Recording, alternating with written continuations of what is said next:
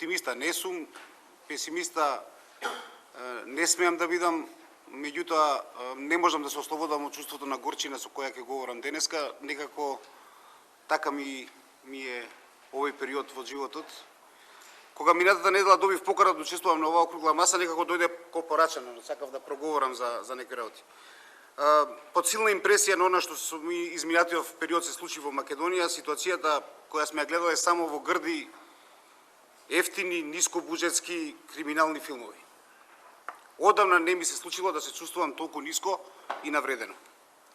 Ситуацијата во која актуелен специјален јавен обвинител, организиран со група, би рекол, полутипови, си зел за право да биде инволвиран во процеси на рекетирање вредни милиони. И ќе признаеме ситуација ретка во светот, а особено за земјите према кои стремиме. Овде не се работи за тоа дали на мотивите на обвинителката биле пари или цели на истрага.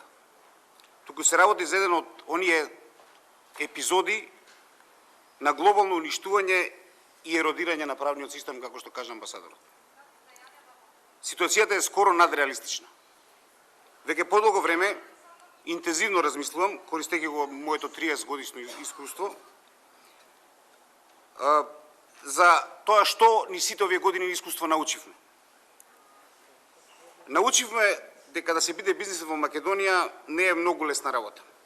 Не научија да преживееме се, не научија да направиме субститут на се и се што, дури на некои нормални работи што државите во светот ги имаат.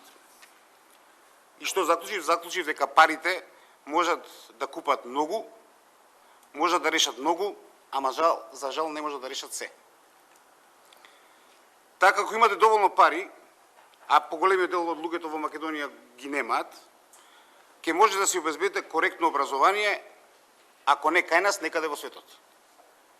Значи, ако имате многу пари, ќе си плаќате здравствена заштита, која ќе возложи коректен здравствен систем, ако не дома, некаде во светот.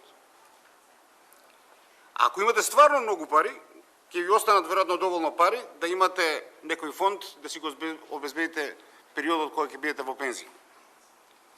Но она што не можете да го купите со никакви пари се две работи: безбедност и правда. Нема субститут државен за таа работа. Не може да си обезбедите пари за приватна полиција, не може да си купите приватна војска. А ја не знам земја во светот кај што има приватни судови. За овие функции ви е потребна државата. Значи, контра од нас сите што го чувствуваме дека државата е потребна за некои базични функции, државата највише ни треба токму заради овие две функции: безбедност и правда. А за жал, ние се помалку тоа го имаме. Очигледно притисокот и уцените стануваат дел од нашата реалност. Да, тоа не е нешто што му се случува на некој друг, сега гледаме дека тоа може да се случи на сите нас.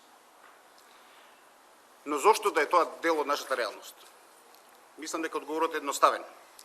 Нашиот безбедносен и правен систем ни сите овие години ни се еродираше, партизираше, корумпираше до состојба на неупотребливост. И нека не се навредат оние луѓе кои во овој систем успеале да се зачуваат својата честност и морал, секако и такви ги има. Ама за жал, општиот впечаток е таков. Таков е впечатокот на луѓето што не гледаат од страна, а ќе си признаеме ние, таков и нашиот впечаток внатре. Правната рамка и владењето на правото им е потребно на сите. Малите компании да ги заштити од големите компании и нивната вкупна позиција на пазарот, да им возложи фер пристап, над едните и другите да ги заштити од непринципијалните притисоци, од политички субјекти, од злоупотреби на власта, од криминал и секаков тип на притисок. Пред некое време ме прашате што би можело сега да биде предлог на целата работа. Пред некое време во еден неврзан разговор со некои пријатели од странство и некои добро познавачи на нашава економска состојба, ми беше кажано нешто што јас и го чувствувам, ама некако не ми беше конкретно јасно. Вика, зошто во вашата држава, ако нешто со закон не е регулирано, тогаш тоа до регулирањето со закон е забрането. Тоа во светот не е така. Значи се работи за една чудна деформација која Потребна ни е генерално дерегулација. На сите оние сегменти кои не се закана за општествената безбедност или нарушување на природните богатства. Хиперрегулацијата е отворена врата за бирократизација и субјективно одлучување на администрацијата, што е предуслов за корупција и секакви форми на притисок. Ме прашате како да се води бизнис во услови на непостоење на услови на владење на право? Никако. Нема нормален бизнис кој може да функционира нормално во услови на недефинирана безбедносна и правна сигурност. А ние сите овие години полека тоа го губиме. На сите ни е потребно уравнотежено, предвидливо, законско опкружување кое ќе ни возможи не само да го задржиме тоа што сме го стекнале, туку напротив да го градиме, да тоа расте и да ствара нови вредности.